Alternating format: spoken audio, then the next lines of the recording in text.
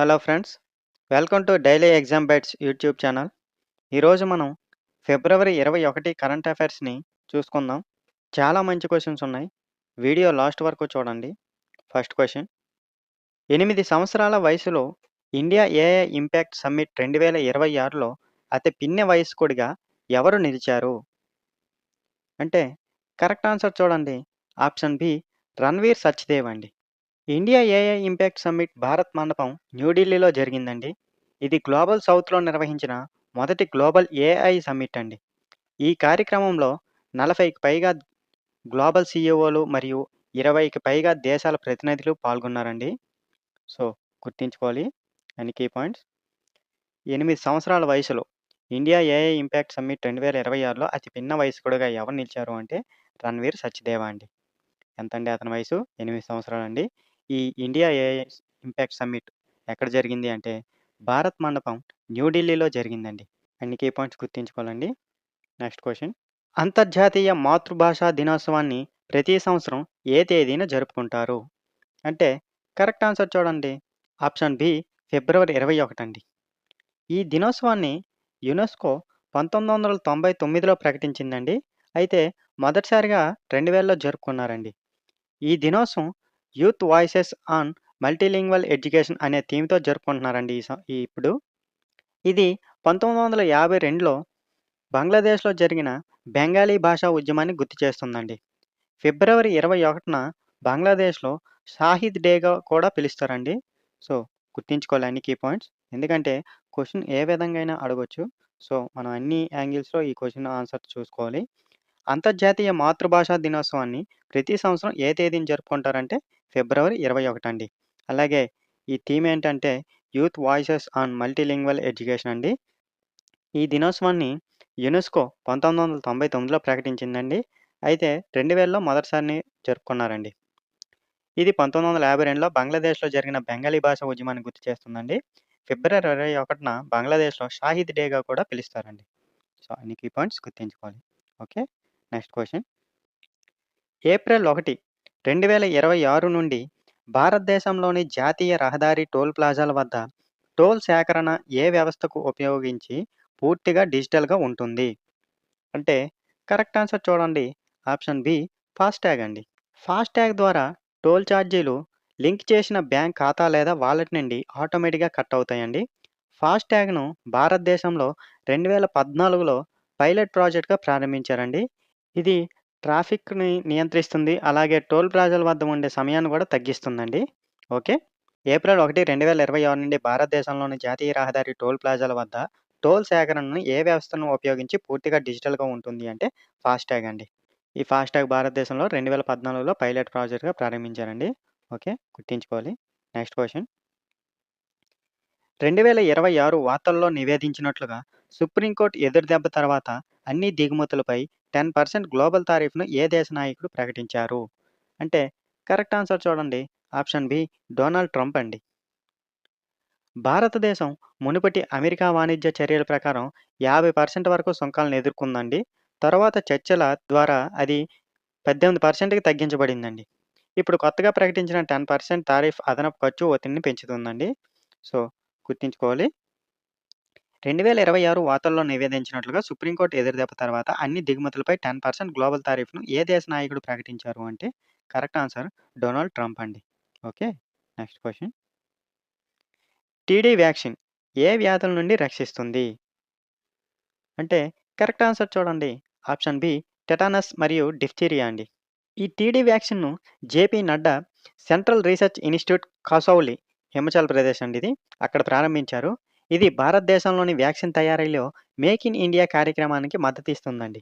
అయితే ఈ Kasauli central research institute భారతదేశంలోని అత్యంత పురాతన వ్యాక్సిన్ పరిశోధన మరియు తయారీ సంస్థల్లో ఒకటండి. సో, గుర్తుంచుకోవాలి. టీడీ వ్యాక్సిన్ ఏ వ్యాధుల నుండి రక్షిస్తుంది? అంటే కరెక్ట్ ఆన్సర్ టెటానస్ మరియు డిఫ్తీరియా అండి. ఎవరంటే జేపీ నడ్డా గారు ఎక్కడ అంటే సెంట్రల్ రీసెర్చ్ ఇన్‌స్టిట్యూట్ కసౌలి అండి. ఎక్కడుంది కసౌలి అంటే హిమాచల్ ప్రదేశ్‌లో అండి. అక్కడ ప్రారంభించారండి. ఇది భారతదేశంలో వ్యాక్సిన్ తయారీలో మేక్ ఇన్ ఇండియా కార్యక్రమానికి మద్దతిస్తుందండి. అలాగే ఈ కసౌలి సెంట్రల్ రీసెర్చ్ ఇన్‌స్టిట్యూట్ భారతదేశంలోనే అత్యంత పురాతన వ్యాక్సిన్ మరియు పరిశోధన తయారీ సంస్థల్లో ఒకటండి. సో, ఇయన్నీ గుర్తుంచుకోవాలండి. Next question. హర్షరన్ కౌర్ టెహ్రాన్ ఏ సంస్థకు మొదటి మహిళా డైరెక్టర్‌గా నియమితులయ్యారు? అంటే కరెక్ట్ ఆన్సర్ చూడండి. Option C Punjab state power corporation limited అండి. ఈ Punjab state power corporation limited అనేది పంజాబ్ రాష్ట్రానికి చెందిన విద్యుత్ ఉత్పత్తి మరియు పంపిణీ సంస్థ అండి. ఆమె పదవీ కాలం 2 సంవత్సరాలు ఉంటుందండి. ఈ సంస్థ ప్రధాన కార్యాలయం ఎక్కడుందంటే పటియాలా, పంజాబ్‌లో ఉందండి. ఓకే. గుర్తుంచుకోవాలండి. హర్షరన్ కౌర్ టెహ్రాన్ ఏ సంస్థకు మొదటి మహిళా డైరెక్టర్‌గా నియమితులయ్యారు అంటే Punjab state power corporation limited అండి. ఇది ఆ రాష్ట్రానికి చెందిన విద్యుత్ ఉత్పత్తి మరియు పంపిణీ సంస్థ. ఆమె పదవీ కాలం 2 సంవత్సరాలు. ఈ సంస్థ ప్రధాన కార్యాలయం పటియాలా, పంజాబ్‌లో ఉందండి. Okay. Next question. Winter Olympics ఏ ఎడిషన్‌లో నార్వే తన 17వ బంగారు పతకాన్ని గెలుచుకోవడం ద్వారా వింటర్ ఒలింపిక్స్ రికార్డును బద్దలు కొట్టింది? అంటే కరెక్ట్ ఆన్సర్ చూడండి. ఆప్షన్ సి మిలాన్ కోర్టినా 2026 అండి. ఇంతకుముందు నార్వే బీజింగ్ 2022 ఒలింపిక్స్‌లో 16 బంగారు పతకాలు రికార్డు సాధించిందండి. ఇప్పుడు కొత్త రికార్డ్ జోహన్నెస్ డేల్ స్కెర్చ్‌వాల్ ద్వారా పురుషుల 15 కిలోమీటర్ల మాస్ స్టార్ట్ రేస్‌లో 20 లక్ష్యాలను హిట్ చేసి సాధించారండి. సో, మొత్తంగా 17 బంగారు పతకాలను గెలుచుకొని నార్వే ఈ రికార్డును బద్దలు కొట్టిందండి. సో, ఎక్కడ అంటే ప్లేస్ మిలాన్ కోర్టినా 2026లో జరిగిన వింటర్ ఒలింపిక్స్ ఎడిషన్‌లో నార్వే తన 17వ బంగారు పతకాన్ని గెలుచుకొని ఈ రికార్డ్‌ను బద్దలు కొట్టిందండి. ఓకే. గుర్తుంచుకోవాలండి అన్ని కీ పాయింట్స్. Next question. చూడండి. వార్తల్లో భారతీయ సంతతికి చెందిన ఆశా శర్మ మైక్రోసాఫ్ట్‌లో ఏ ప్రధాన విభాగానికి బాధ్యతలు చేపట్టారు? అంటే కరెక్ట్ ఆన్సర్ చూడండి. ఆప్షన్ సి మైక్రోసాఫ్ట్ ఎక్స్‌బాక్స్ అండి. ఎక్స్‌బాక్స్ మైక్రోసాఫ్ట్ యొక్క గేమింగ్ విభాగం అండి. సో, ఆమె ముందుగా ఇన్‌స్టాకార్ట్ చీఫ్ ఆపరేటింగ్ ఆఫీసర్‌గా పనిచేశారండి. ఆమె ఫిల్ స్పెన్సర్ స్థానంలో బాధ్యతలు చేపట్టారండి. సో, గుర్తుంచుకోవాల్సిన పాయింట్ ఏంటంటే ఆశా శర్మ మైక్రోసాఫ్ట్ ఏ ప్రధాన విభాగానికి బాధ్యతలు చేపట్టారు అంటే మైక్రోసాఫ్ట్ ఎక్స్‌బాక్స్ అండి. ఈ ఎక్స్‌బాక్స్ అంటే ఏంటండి? మైక్రోసాఫ్ట్ యొక్క గేమింగ్ విభాగం అండి. ఆమె ముందుగా ఇన్‌స్టాకార్ట్ చీఫ్ ఆపరేటర్ ఆఫీసర్‌గా పనిచేశారండి. ఆమె ఫిల్ స్పెన్సర్ స్థానంలో బాధ్యతలు చేపట్టారండి. సో, గుర్తుంచుకోవాలి. Next question. మిలాన్ ఒలింపిక్స్ థ్రిల్లర్‌లో ఓవర్ టైమ్‌లో కెనడాను ఓడించి మహిళల ఐస్ హాకీలో ఒలింపిక్ బంగారు పతకాన్ని గెలుచుకున్న దేశం ఏది? అంటే కరెక్ట్ ఆన్సర్ చూడండి. Option B United States of America అండి. ఈ మిలాన్ కోర్టినా 2026 వింటర్ ఒలింపిక్స్‌కు ఇటలీ ఆతిథ్యం ఇస్తుందండి. మహిళల ఐస్ హాకీ అనేది 1998 నాగానోలో జరిగిన ఒలింపిక్స్‌లో ప్రవేశపెట్టబడిందండి.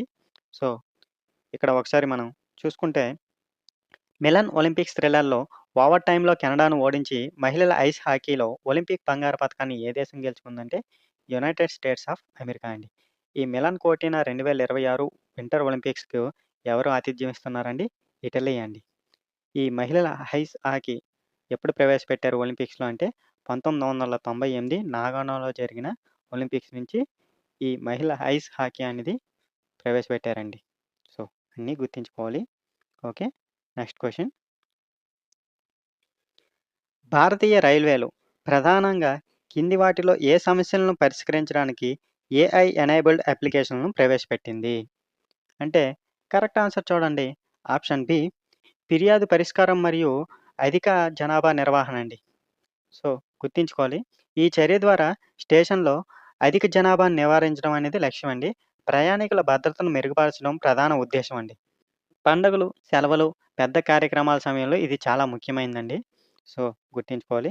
భారతీయ రైల్వేలు ప్రధానంగా కింది వాటిలో ఏ సమస్యలను పరిష్కరించడానికి ఏఐ ఎనేబుల్డ్ అప్లికేషన్‌లను ప్రవేశపెట్టింది? అంటే కరెక్ట్ ఆన్సర్ ఆప్షన్ బి ఫిర్యాదు పరిష్కారం మరియు అధిక జనాభా నిర్వహణ అండి. ఓకే. Next question. మిలాన్ వ్యాయామం ఏ నావల్ కమాండ్ ఆధ్వర్యంలో నిర్వహించబడుతుంది? అంటే కరెక్ట్ ఆన్సర్ చూడండి. Option B Eastern Naval Command అండి. ఈ వ్యాయామాన్ని రాజ్‌నాథ్ సింగ్ ప్రారంభించారండి. ఇది 13వ ఎడిషన్ అండి. ఈ వ్యాయామం మొదటిసారి 1995లో నిర్వహించారండి. సో, గుర్తుపెట్టుకోండి. మిలాన్ వ్యాయామం ఏ నేవల్ కమాండ్ ఆధ్వర్యంలో నిర్వహించబడుతుంది? అంటే correct answer eastern naval command అండి. ఎవరు ప్రారంభించారు అంటే రాజ్‌నాథ్ సింగ్ గారండి. ఎన్నవ ఎడిషన్ అంటే 13వ ఎడిషన్ అండి. ఎక్కడ జరుగుతుంది అంటే విశాఖపట్నం, ఆంధ్రప్రదేశ్‌లో అండి. అలాగే ఈ మిలాన్ వ్యాయామం ఫస్ట్ ఎప్పుడు కండక్ట్ చేశారు అంటే 1995 అండి. ఈ కీ పాయింట్స్ అన్నీ గుర్తుంచుకోవాలండి. Okay. Next question. Quiz of the day అండి. మనం ఆల్రెడీ ఈ క్వెషన్ గురించి డిస్కస్ చేశాం. ఆన్సర్ తెలిస్తే కింద కామెంట్‌లో చెప్పండి. భారతీయ సంతతికి చెందిన ఆశా శర్మ మైక్రోసాఫ్ట్‌లో ఏ ప్రధాన విభాగానికి బాధ్యతలు చేపట్టారు? కరెక్ట్ ఆన్సర్‌ని కామెంట్ బాక్స్‌లో చెప్పండి. ఈ వీడియో మీకు ఉపయోగపడితే లైక్ చేయండి. ఇలాంటి డైలీ కరెంట్ అఫైర్స్ కోసం మా ఛానల్‌ని సబ్స్క్రైబ్ చేయండి.